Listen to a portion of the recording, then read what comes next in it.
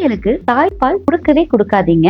நான் சொல்லக்கூடிய விஷயங்கள்லாம் தெரியாம. பொதுவா நம்மளுடைய அம்மாமார்கள், பாட்டிமார்கள் எல்லாருமே தாய்ப்பால் தான் கொடுத்திருக்காங்க. நம்மளும் தாய்ப்பாலை குடிச்சுதான் வளர்ந்திருக்கோம். ஆனா அதுல பண்ற சில மிஸ்டேக்ஸ்னால குழந்தைகளுக்கு பாதிப்பு ஏற்படுது. இந்த வீடியோல அந்த மிஸ்டேக்ஸ்லாம் என்னென்ன, அதுக்கு என்னென்ன சொல்யூஷன் அப்படின்னு சொல்லிட்டு பிரஸ்ட் ஃபீடிங்க பத்தி முழு விவரமும் பேசியிருக்கேன். வீடியோவை முதல்ல இருந்து கடைசி வரை பாருங்க, ஸ்கிப் பண்ணாம பாருங்க. இந்த மாதிரி இன்ஃபர்மேஷன்லாம் உங்களுக்கு வேணும் அப்படின்னா நம்ம சேனலை சப்ஸ்கிரைப் பண்ணிக்கோங்க. நான் டாக்டர் திவ்யா ராமமூர்த்தி, ராமநாதபுரத்தில் 40 வருடத்துக்கு மேலாக மருத்துவத்துறையில் சிறந்து விளங்கும் சத்யா மருத்துவமனை குழந்தை நல டாக்டராக பணிபுரிகிறேன். பிறந்த குழந்தைக்கு எப்ப முதல்ல ஸ்டார்ட் பண்ணணும் அவங்களுக்கு feeding as soon as possible. அதாவது எவ்வளவு வேகமாக நீங்க ஸ்டார்ட் பண்றீங்களோ அந்த அளவுக்கு நல்லது. பொதுவா நம்ம நார்மல் டெலிவரி அப்படின்னா குழந்தைய அம்மா கிட்ட வேகமா கொடுத்துருவாங்க, அவங்க ஃபீடிங்க ஸ்டார்ட் பண்ணிடுவாங்க. ஆனா சி செக்ஷன் அப்படின்னு சொல்லக்கூடிய சர்ஜரி பண்ண அம்மாங்களுக்கு இது ஒரு சேலஞ்சா தான் இருக்கு. சோ நீங்க என்ன பண்ணணும் அப்படின்னா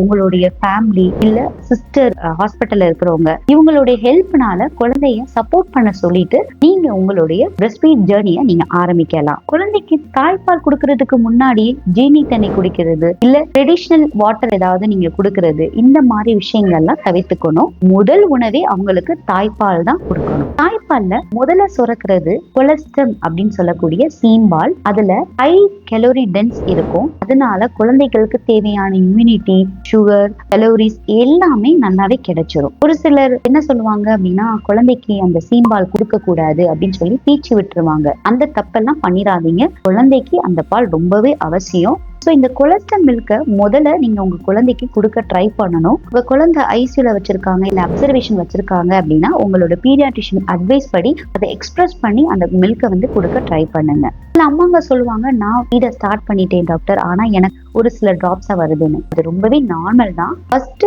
ஒரு 2-3 நாளைக்கு பாத்தீங்க அப்படின்னா 5-7 ml மேக்சிமம் நல்லானா 30 ml தான் ஃபீடிங் அம்மாவுக்கு சுரக்கும். ஆனா குழந்தை அம்மாவுடைய பிரஸ்ட சக் பண்ண அவங்களுக்கு நல்லாவே பிரஸ்ட் ஃபீடிங் சுரக்க ஆரம்பிச்சிடும். பிரஸ்ட் ஃபீடிங் அப்படிங்கிறது ஒரு நேச்சுரல் ப்ராசஸ் தாங்க. எனக்கு பிரஸ்ட் ஃபீடிங்கே வரவே இல்லை டாக்டர் அப்படின்னு நிறைய மதர் கேட்பாங்க.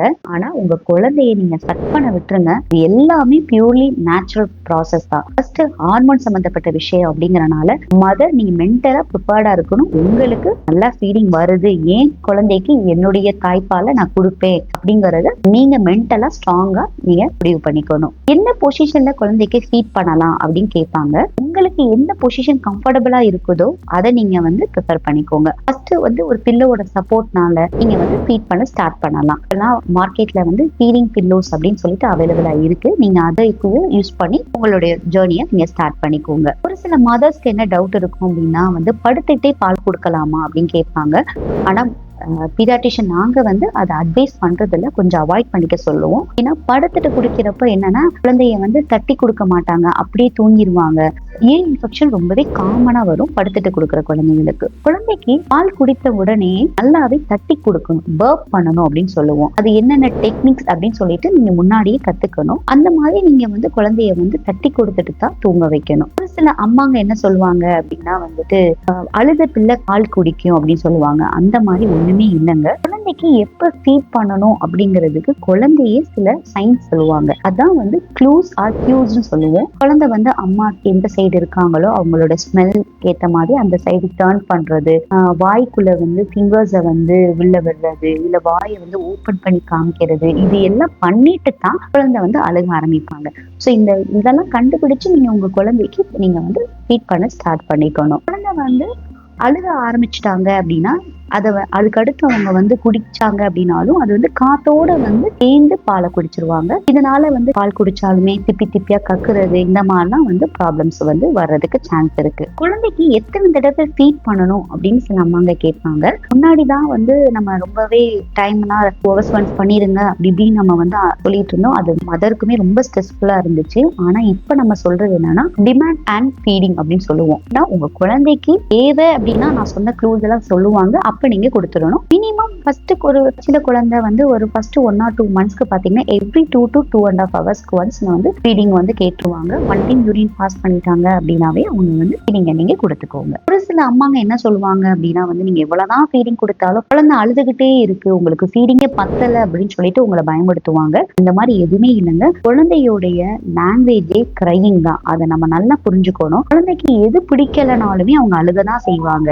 அவங்களோட பெஸ்ட் எமோஷனல் ஃபேக்டரா தான் இது இருக்கு அப்படின்னு நம்ம சொல்லுவோம். அப்ப என்ன பண்ணுவாங்க அப்படின்னா அவங்களுக்கு ரொம்ப கம்ஃபர்டபுளா இல்ல அப்படின்னா தான் அழுவாங்க. இல்ல யூரின் பாஸ் பண்ணிருக்காங்க, அந்த ஈரம் படுது, இல்ல மோஷன் போறாங்க அப்படின்னா கூட அழதான் செய்வாங்க. இப்போ வந்து ஒரு குழந்தை வந்து அழுகுது அப்படின்னாவே அது ஃபீடிங் காண்டி தான் இல்ல, அதை நீங்க புரிஞ்சுக்கணும். இந்த மாதிரி பிரெஸ்ட் ஃபீடிங்கை பத்தி நிறைய இன்ஃபர்மேஷனை முன்னாடி நீங்க தெரிஞ்சுக்கணும். அதாவது டெலிவரிக்கு முன்னாடி ஒரு பீடியாட்ரிஷியனை போய் பார்த்து அதை நீங்க தெரிஞ்சுக்கிட்டு அந்த நாலேஜோட நீங்க இந்த ப்ராசஸையோ இல்ல இந்த ஜேர்னியையும் நீங்க ஸ்டார்ட் பண்றது ரொம்பவே நல்லது. உங்க குழந்தைக்கு இதே மாதிரி தாய்ப்பால் பத்தாம நீங்க ஃபார்முலா மில்க் ஸ்டார்ட் பண்ணீங்க அப்படின்னா எஸ் அப்படின்னு சொல்லிட்டு கமெண்ட் பண்ணுங்க. இந்த மாதிரி உங்களுக்கு டவுட்ஸ் இருந்துச்சு அப்படின்னா ஆன்லைன் கன்சல்டேஷன் வேணும் அப்படின்னா கீழே டிஸ்கிரிப்ஷன்ல நாங்க நம்பர் கொடுத்துருக்கோம். நீங்க வந்து ஆன்லைன்ல என்னைய வந்து தொடர்பு கொள்ளலாம். ஒரு சில அம்மாங்க ஒரு 40 நாள் குழந்தை இல்ல 45 நாள் குழந்தைய கூட்டிட்டு வருவாங்க. என்ன கம்ப்ளைண்ட் பாத்தீங்கன்னா குழந்தை வந்து அதிகமா லூஸ் மோஷன் போறாங்க அப்படின்னு சொல்லிட்டு குழந்தைய நம்ம செக் பண்ணி பாக்குறப்ப பாத்தீங்க அப்படின்னா வந்து அவங்களுடைய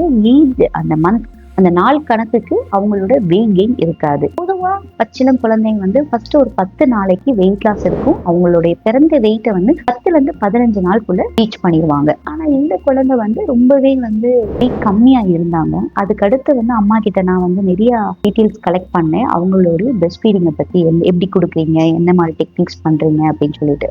அப்ப அவங்க சொன்னது என்ன அப்படின்னா வந்து என் குழந்தைக்கு வந்து ஃபர்ஸ்ட் ஒரு டைம் வந்து ஒரு பிரெஸ்ட்ல நான் கொடுப்பேன் டாக்டர், ஒரு 5 to 10 minutes குடிப்பாங்க, அடுத்து கொஞ்சம் அப்படியே பத்தலன்னு நினைக்கிறேன், அதுக்கு அடுத்து இன்னொரு பிரெஸ்ட்டுக்கு நான் மாத்திடுவேன் அப்படின்னு சொல்லிட்டு. அப்பதான் எனக்கு தெரிய வந்தது அந்த அம்மாக்கு வந்து பிரெஸ்ட் ஃபீடிங்கை பத்தி புரிதல் கொஞ்சம் கம்மியா இருக்கு அப்படின்னு சொல்லிட்டு. ஸோ உங்க குழந்தைக்கு நீங்க பிரெஸ்ட் ஃபீட் பண்றீங்க அப்படின்னா ஒன் டைம் வந்து ஒரு பிரெஸ்ட் நீங்க கொடுங்க. 15ல இருந்து 20 minutes மேக்ஸிமம் 30 minutes ஒன்ஸே நீங்க கொடுங்க. உங்களுடைய பிரெஸ்ட் அந்த சைடு எம்டி ஆனதை ஃபீல் பண்ணீங்க அப்படின்னா நெக்ஸ்ட் இதுக்கு நீங்க மாத்துங்க. ஏன் அப்படின்னா பிரெஸ்ட் ஃபீட்ல வந்து பிரெஸ்ட் மில்க்ல பாத்தீங்க அப்படின்னா முன்பால் பின்பால் அப்படின்னா ஹோல் மில்க் ஹை மில்க் அப்படின்னு 2 இருக்கு. முன்பால்ல பாத்தீங்க அப்படின்னா வந்து வாட்டர் அதிகமா இருக்கும், இந்த கார்போஹைட்ரேட் அதிகமா இருக்கும். தாகமா இருக்கிற குழந்தைக்கு வந்து ஒரு தண்ணி தாகம் நம்மளுக்கு இருந்தா எப்படி வந்து தண்ணி குடிக்கிறோம், அது மாதிரி ஃபர்ஸ்ட் வந்து தண்ணிய சத்து தான் அதிகமா இருக்கிறதுனால அவங்களுடைய தாகம் வந்து தீந்துரும். ஆனா அடுக்கடுத்து வர ஹை மில்க் அப்படிங்கிற பின்பால்ல தான் வந்து புரோட்டீன் ஃபேட் இந்த மாதிரி வந்து குழந்தையுடைய சத்துக்கள் எல்லாமே இருக்கு அப்படின்னு நம்ம சொல்லுவோம். அதனால குழந்தையோட வெயிட் எல்லாமே வந்து இந்த